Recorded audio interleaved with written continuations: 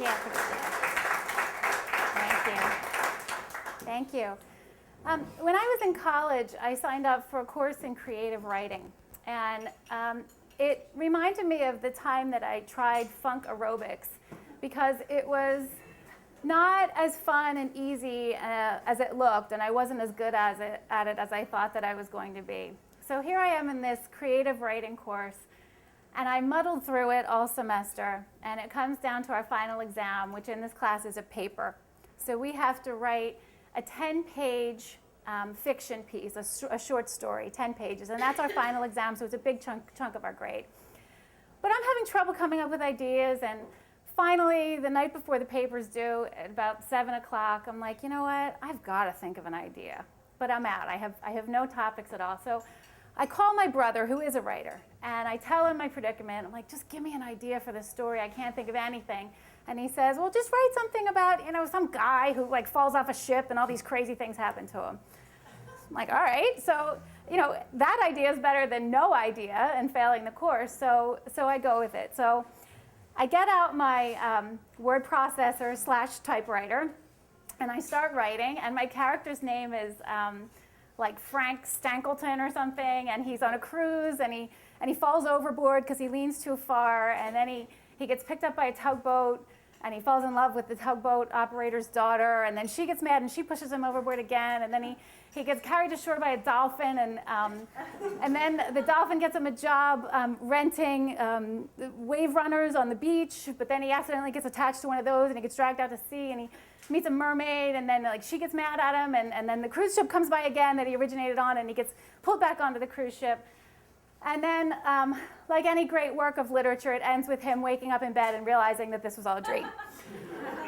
So the only thing more humiliating than the story that I've written is the fact that I've run out of typewriter paper, and I have to type the last 3 pages on college-ruled notebook paper and hand it in, because it's the night before. What else am I going to do? So I have to live with this. So the next morning, I go to campus, and I have a math exam. First thing. And I finish that exam real quick, and I'm waiting in the hall, waiting for my boyfriend to finish, and then I'm going to go upstairs and hand in my paper, and I'm going to be free. So while I'm sitting in the hall waiting, the professor of my creative writing course comes walking down the hall. This is perfect, right? Lo and behold, there he is. So I stand up, and I'm like, hey, I was just going to hand in this paper. Can I just give it to you now? And I remember that he had kind of a bizarre look on his face. He sort of hesitated for a moment. Then he went, yeah, okay, I'll take it. So great, I sit down, the weight of the world is off my shoulders, just waiting for my boyfriend, and I am done for the semester.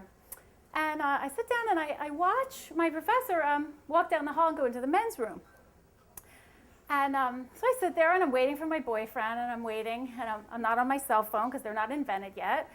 And it's been 10 or 15 minutes, and I realize what's happening.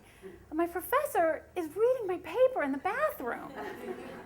And half of me is really grossed out, and here's another reason that I don't ever want this paper back.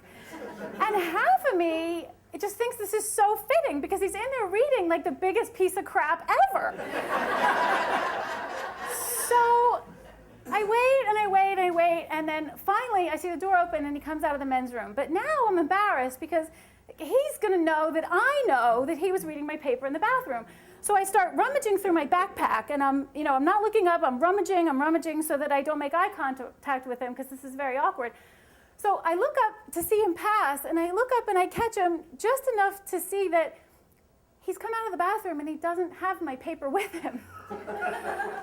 So now I'm sitting in the hall, and he's gone back to his office, and I realize that now I'm going to fail the course after writing this horrific paper, because I'm going to get a 0, because he's never going to, and my paper's in the bathroom, and my name's on it, and who knows who's going to find it. And I really don't know what to do. I'm 19. There's no way I'm ever going to confront the man with this scenario.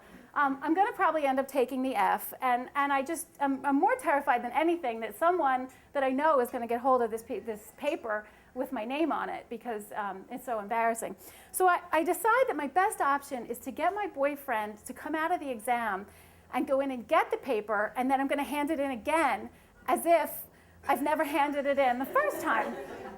So as I'm sitting there waiting, and waiting and hurrying and wanting my boyfriend to hurry up and finish before like the bell went off and everybody started coming out of classes and going into the bathroom.